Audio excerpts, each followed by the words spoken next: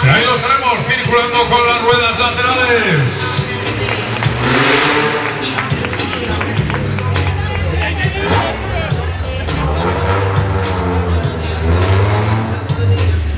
Bueno, hay que decir que para esta maniobra los coches no se han trucado. Es toda habilidad de los pilotos, habilidad que se adquiere después de mucho entrenamiento y, eso sí, muchos coches ratos. Si no, que se lo pregunten a Tales. ¿Verdad que sí? Bueno, arriba, ahí veis los bajos de los coches, dos coches normales, pero en su interior dos pilotos excepcionales.